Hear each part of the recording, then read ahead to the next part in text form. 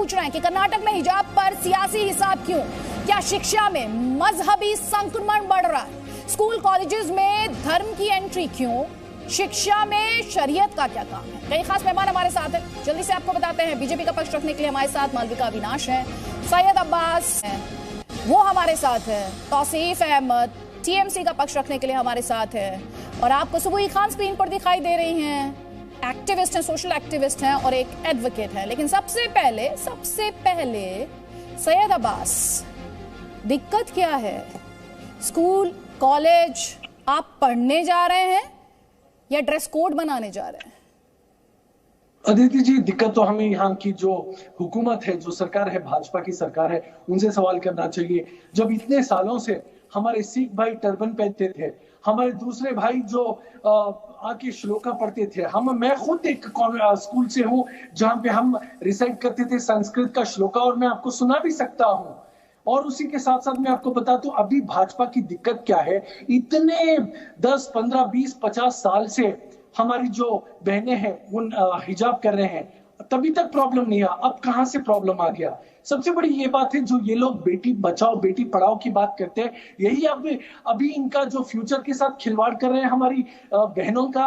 अगर आप right to education act देखेंगे, वहां पे क्लियरली साबित किया गया है कि कोई भी अगर हिजाब यूनिफॉर्म के साथ अगर हिजाब पहने तो कोई तकलीफ नहीं है। ये मैं नहीं, राइट टू एजुकेशन एक्ट में है। अगर कोई स्कार्फ पहनना चाहे, खुद की मर्जी से हिजाब करना चाहिए, तो राइट टू एजुकेशन एक्ट के हिसाब से कोई भी किसी के लिए प्रॉब्लम नहीं होनी चाहिए। कल को कोई धोती पहन के आने लगे, कोई गाउन पहन के आने लगे, कल को कोई कहे कि मुझे तो बिकनी में जाना है, फिर अस्तगफुर। ये देखिए, हर चीज की मर्यादा होती है। आप बिकनी को हिजाब को एक नहीं कर सकते। ये बड़ी वाहियात बात कही है आपने। अगर आप कोई बिंदी लगाना चाहता है या श्लोक पढ़ना चाहता है या प्रेयर करना चाहता है तो ठीक है, लेकिन यहाँ पर बात यह है, अगर हमारी मुसलमान बहनें अगर हिजाब करना चाहती हैं, स्कार्फ पहनना चाहती हैं, तो इतने सालों से दिक्कत नहीं थी, अभी क्यों दिक्कत हो रही है इनको? ये तो इतने 50 साल से पहनती जा रही हैं। मेरी खुद बहन ने अपनी पाठशाला में हिजाब करके वो गई है। प्रॉब्लम क्या है? अभी क्यों बीजेपी को तकलीफ हो रही है? ये मेरा सवाल है। ठीक है, आप टाइमिंग को लेकर सवाल उठा रहे हैं। We are not following Afghanistan or Pakistan. We are if we will allow to encourage that Pakistan and Afghanistan, we will not allow that. देखिए, यहाँ के जो रेवेन्यू मिनिस्टर हैं कर्नाटक के, आर अशोक बता रहे थे ये अफगानिस्तान पाकिस्तान नहीं। अरे भैया, संविधान को पढ़ लो, वो थियोक्रेसी है, रिलीजन बेस्ड कंट्री है, ये डेमोक्रेसी है। जी, सबसे पहले जनवरी तक दिक्कत नहीं हुई, अब क्या दिक्कत हो गई? देखिए, जनवरी, फरवरी, मार्च, अप्रैल, मैं अभी की बात नहीं कर रहा हूँ मालविका अविनाश जी, मैं पिछले कई 50-60 साल से बात करूँ। बसवराज बोम्मई तो अभी चीफ मिनिस्टर, सुनिए, अब बसवराज बोम्मई जी तो अभी चीफ मिनिस्टर बने। उससे पहले 2 से 3 बार बीएस येडियुरप्पा जी कर्नाटक के मुख्यमंत्री थे, तभी आपको दिक्कत नहीं थी। ऐसा क्यों है कि अभी आप सरकार में आ गए, हुकूमत में आ गए? हम 50 साल, 60 साल, 100 साल से हिजाब कर रहे हैं। आप उल्टा सवाल मुझसे कर रहे हैं। 5 बार है कर्नाटक में, तभी आपको दिक्कत नहीं थी। और राइट टू एजुकेशन में कहां लिखा गया है कि हिजाब नहीं पहन सकते?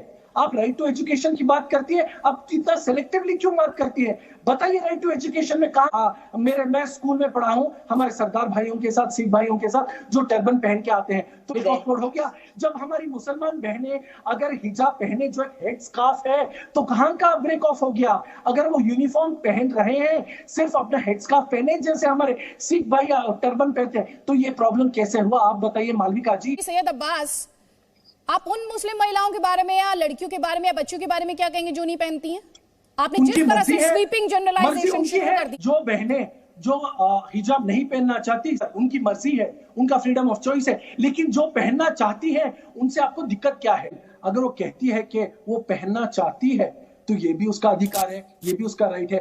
मैं ये बोलना चाहूंगी कि कुरान शरीफ में हिजाब का या बुर्के का कोई जिक्र नहीं है, तो इसकी कोई रिलीजियस इंपॉर्टेंस ही नहीं है कि मुसलमान होने के लिए या अच्छा मुसलमान होने के लिए ये जरूरी है कि आप हिजाब करें या बुर्का करें। तो वही खान ने एक बिल्कुल गलत बात कही है कि कुरान में कोई हिजाब का, पर्दे का मेंशन नहीं है, बिल्कुल गलत है। सूरह निसा थोड़ा पढ़कर आइए सूरह निसा कुरान शरीफ कुरान मजीद में पाक पाक शब्दों में लिखा है। सबसे बड़ी बात है कि अभी उस स्कूल की बात करते हैं जो उडुपी में है, कर्नाटक में है, वहां पे प्रोटेस्ट कर रही है। वहां की जो बच्चियां हैं वो स्कूल का रूल बुक दिखा रही है कि यूनिफॉर्म तो हमने पहना है, सिर्फ हेड स्कार्फ एडिशनल है और वो भी कलर कोऑर्डिनेट है, तो इसमें दिक्कत क्या है?